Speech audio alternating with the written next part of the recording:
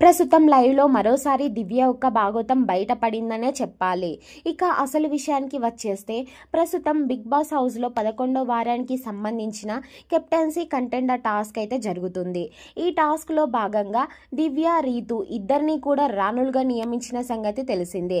రాజుగా పవన్ కళ్యాణ్ వ్యవహరిస్తున్న సంగతి తెలిసిందే. అయితే బిగ్ బాస్ ఏం చెప్పారంటే ఈ టాస్క్లోనే కొన్ని నియమాలున్నాయి, అలాగే ఈ టాస్క్ చాలా రిస్క్ అంటూ ఎప్పటి నుంచో చెప్తున్న సంగతి తెలిసిందే. ఇక ఇందులో భాగంగానే దివ్య రీతుని అడుగుతుందంట.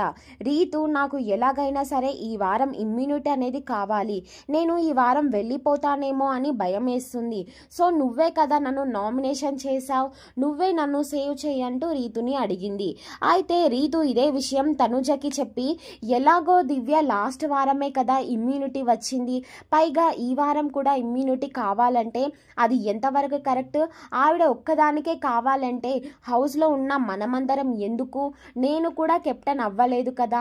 సో అయినా సరే దివ్య ఏది ఏమైనప్పటికీ చాలా అంటే చాలా వంకర్ బుద్ధితో ఆలోచిస్తుంది. అబ్బా చాలా సెల్ఫిష్గా అంటూ రీతు తనుజకి చెప్తుంటే తనుజ అంటుంది, అవును మరి ఆ ముందు వారం ఇమ్యూనిటీ వచ్చింది, ఆ ముందు వారం కూడా సేవ్ అయింది, కానీ నువ్వు ఆ 2 వారాల నుంచి నామినేషన్లోనే కదా ఉన్నావు, ఈ వారం కూడా మరి నీకు కెప్టెన్ అవ్వాల్సిన అవసరం లేదా.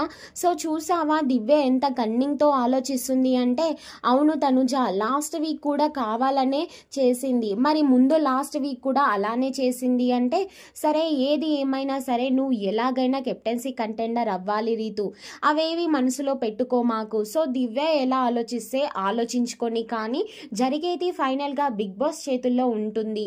సో అదే బిగ్ బాస్ చూసుకుంటాడంటూ అయితే రీతుకి మంచి బూస్టప్ ఇస్తుంది తనుజ.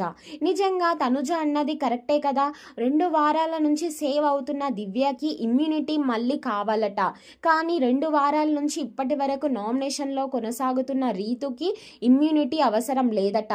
మరి దివ్య కరెక్టా, రీతు కరెక్టా అనేది కామెంట్ చేయండి.